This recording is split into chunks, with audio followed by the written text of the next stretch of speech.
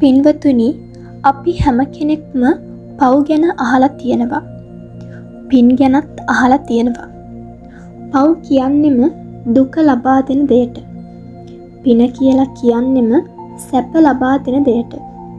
ඉතින් පව් කරන කෙනාගේ ඉරණම කොයි තරම් දුක්ඛිතයිද කියලා අපිට හිතලා ඉවර කරන්න පුළුවන් කමක් නම් නැහැ.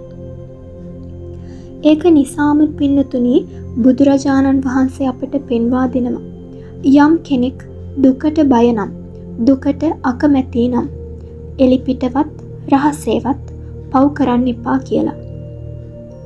නමුත් සමහර පිරිස ඉන්නවා පව් කරන්න පොඩ්ඩක්වත් බය නැහැ. ඒ අය පින තියෙද්දි පව තෝරගන්නවා. පින අතහැරලා දානවා. පව්ම රැස් කරනවා. ඉතින් අන්න ඒ වගේ අවාසනාවන්ත පුද්ගලයෙක් ඉස්සර කාලෙත් හිටියා. ඒ කාලේ අපගේ භාග්‍යවත් බුදුරජාණන් වහන්සේ සවැත් නුවර ජේතවනාරාමයේ තමයි වැඩ සිටියේ. ඉතින් බොහෝ සැදැහැවත් පිරිස භාග්‍යවත් බුදුරජාණන් වහන්සේ බැහැ දැකලා වන්දනාමාන කරන්න හරිම සතුටින් ජේතවනාරාමයට යනවා. එහෙම යන ශ්‍රද්ධාවන්ත පිරිසට බුදුරජාණන් වහන්සේ ධර්මයෙන් අනුශාසනා කරනවා. ඒ වගේම ජීවිතය යහපත් කරගන්න උවමනා කරන හැම දෙයක්ම කියලා දෙනවා. ඒ උතුම් ධර්මය අහලා සතුටට පත්වෙච්ච මිනිස්සු තම තමන් කරමින් හිටපු පව්වලින් වැළකුණා. සතුන් මරා හිටපු අය සතුන් මරණකෙන් වැළකුණා. සොරකම් කරමින් හිටපු අය සොරකමින් වැළකුණා.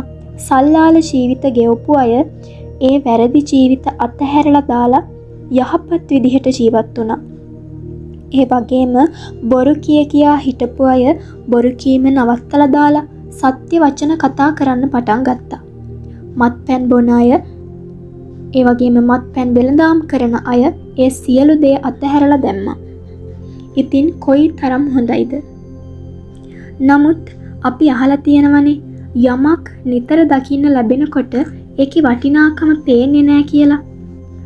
අන්න ඒ වගේ මේ ජේතවනාරාමයේ භාග්‍යවත් බුදුරජාණන් වහන්සේ වැඩ ඉද්දි, හැම තැනකම රහතන් වහන්සේලා වැඩ ඉද්දි, චතුරාර්ය සත්‍ය ධර්මය ඇහෙද්දි සමහර පිරිසට ඒ ගැන කිසි වටිනාකමක් තිබුණේ නැහැ. වටිනාකමක් පෙනුනේ නැහැ. ඉතින් අන්න ඒ වගේ අවාසනාවන්ත පුද්ගලයෙක් මේ ජේතවනාරාමයේ පිටුපසම හිටියා. මේ පුද්ගලයාට ජීවිතය ගැන කිසිම අවබෝධයක් තිබුණේ නැහැ. අවබෝධ කරගන්න උවමනාවක්, ඕනෑකමක් ඔහුට තිබුණේ නැහැ. ඔහුගේ නම තමයි චුන්දසූකර. ඉතින් මේ පුද්ගලයාටම ගැලපෙන නෝනා කෙනෙකුයි දරුවෝ ටිකකුයිත් හිටියා. මේ මිනිස්සයා ඌර මරණ කෙනෙක්. ඔහු රස්සාව විදිහට කරේ ඌර මරණ එක තමයි. මේ පුද්ගලයා යම් හේයකින් ජේතවනාරාමයට ගිහින් බුදුරජාණන් වහන්සේගෙන් බණපදයක් හෝ ඇසුවා නම් ඒ හැම පවක්ම අතහැරලා දාලා වෙන යහපත් ධාර්මික රැකියාවක් හොයාගෙන සැනසille ජීවත් වෙන්න තිබුණා. නමුත් පින්වතුනි, ඔහු එහෙම දෙයක් කරන්න ඕනි කියලා මොහොතකටවත් කල්පනා කරේ නම් නැහැ. ගෙදර ළඟම බුදුරජාණන් වහන්සේ වැඩ ඉද්දිත්, උතුම් ධර්මය ඇහෙද්දිත් ඔහු කල්පනා කරේ එකම දෙයයි. ඒ ඌරන් මරන්නේ කොහොමද කියන එක විතරයි. මේ පුද්ගලයා හැමදාම ඌරන්ව මරන්න කලින් ඒ ඌරන්ව කණුවක තද කරලා ගැට ගහනවා. ඊට පස්සේ ලොකු මුගුරක් අරගෙන ඒ ඌරන්ගේ මස් තැලෙන්න කියලා ඌරන්ට දරුණු විදිහට පහර දෙනවා. හොඳට තැලුනහම ඌරු මස් හරි මෙලෙක් කියලා හිතලා මේ පව්කාර පුද්ගලයා ඒ අහිංසක සතුන්ට මහා හයියෙන් පහර දෙනවා. ඊට පස්සේ ඔහු අර වේදනාවෙන් කෑ ගහන ඌරන්ගේ කට යකඩ කොක්කකින් පළල් කරනවා. ලෝදිය වගේ නටන උණු වතුර ඒ සත්තුන්ගේ කටට වක් කරනවා. ඊට පස්සේ මහා හයියෙන් කෑ ගහන ඒ ඌරන්ගේ බෙල්ල මේ පුද්ගලයා කපලා දානවා. එහෙම කපලා ලේ ටික වෙනම භාජනයකට අරගන්නවා. එහෙම අරගන්නේ පින්නතුනි ගෙදර අයගේ කෑමට කියලා. අර සතාව අන්තිමට මස් කරලා විකුණනවා. ඉතින් ඔය විදිහට මේ පෞකාර පුද්ගලයා ඔහුට වයස 55ක් විතර වෙනකම්ම කරේ ඌරන් මරපු එක. මේ අවාසනාවන්ත පුද්ගලයාට සිල් රැකීමේ වාසනාව අහිමි වෙලා ගියා. රහතන් වහන්සේලා පිඬුසිඟා වඩිනකොට දානි ටිකක් පූජා කර ගැනීමේ වාසනාව ඔහුට අහිමි වුණා. ඒ වගේම බුදුරජාණන් වහන්සේගෙන් ධර්මය අහලා සිත පහදවා ගැනීමේ වාසනාව ඔහුට අහිමි වුණා. ඔහොම ඉද්දිත් මේ පුද්ගලයෝ ටික ටික අසනීප වෙන්න පටන් ගත්තා.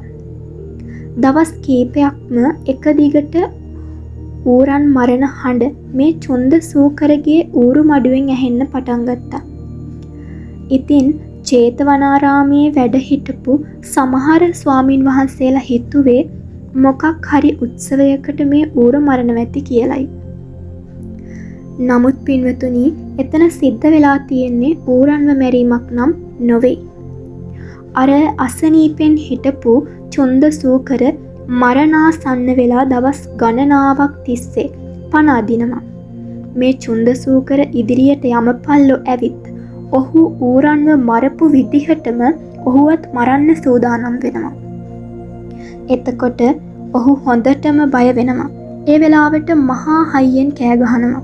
යටි ගිරියෙන් කෑ ගහනවා. ඔහු එහෙම කෑ ගහද්දී ඇහෙන්නේ ඌරෙකුගේ විලාපයමයි. ඉතින් අන්න ඒ විදිහට පින්නතුණි, මේ චුන්ද සූකර සතියක්ම මහා දුකක් වින්දා. ඌරෙක් වගේ වේදනාවෙන් කෑ ගසමින් හඬ හඬා අවසන් හුස්ම පොද හෙළුවා.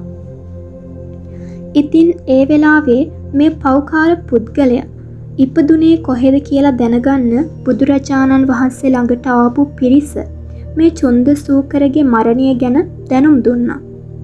ඒ වෙලාවේ භාග්‍යවත් බුදුරජාණන් වහන්සේ වදාරනවා මේ චුන්ද සූකර අවීචී මහා නරකයේ ඉපදුනා කියලා.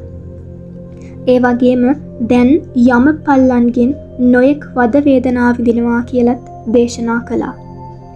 පින්තුනි, අන්න ඒ කාරණාව මුල් කරගෙන අපගේ භාග්‍යවත් බුදුරජාණන් වහන්සේ මෙන්න මේ ගාථාව දේශනා කළා. ඉද සෝචති පෙච්ච සෝචති පාපකාරී උභයත්ත සෝචති සෝ සෝචති සෝ විහඤ්ඤති දිස්වා කම්ම කිලිට්ට මත්තනෝ. පව් කරන්නා මෙලොවත් ශෝක කරයි, පරලොවත් ශෝක කරයි, දෙලොවමත් ශෝක කරයි. ඔහු තමාගේ කිලිටි කර්මය දැක ශෝක කරයි, වෙහෙසෙයි. ඉතින් පින්වතුනි, පව් කරන කෙනා ඒකට වසඟ වෙනවා. අන්තිමට ඒ කෙනාට ඒ පව් වලින් නිදහස් වෙන්න බැරුව යනවා. පින් කරන්න පුළුවන් හැකියාව ඔහුට ටික ටික නැති වෙලා යනවා. පිනක් මතක් වුණත් ඔහුගේ පව බලවත් නම් ඒ සිත පිනට යොමු කරගන්න අමාරුයි. ආයෙමත් Taman පුරුදු කරපු පවටම සිත නැඹුරු වෙනවා. මේ නිසාම පව්වල ඇති භයානකකම නිතර නිතර සිහි කරන්නට ඕනේ. පව්වල තියෙන භයානක විපාක ගැන හොයලා බලලා දැනගෙන ඒ පව්වලින් වළකින්න ඕනේ. දුකට අකමැති වෙන්න ඕනේ. ඉතින් දුක ලැබෙන්නේම පව හේතු කරගෙන. ඒ නිසා පව් දුරින්ම දුරු කරලා දාන්න ඕනේ. යහපත් ධාර්මික ජීවිතයක් ගත කරන කෙනෙක් බවට පත් වෙන්නට ඕනේ. ඒ වගේම සිල්පද ආරක්ෂා කරන කෙනෙක් බවට පත් වෙන්නට ඕනේ. ඉතින් පින්වතුනි, මමද පව් වලින් වැළකුණ ධාර්මික ජීවිතයක් ගත කරන, එකම සිල්පදයක්වත් කඩන්නේ නැතුව ආරක්ෂා කරන කෙනෙක් බවට පත් වෙනවා කියලා අදිෂ්ඨානයක් ඇති කරගන්න. හැම දිනාටම තෙරුවන් සරණයි.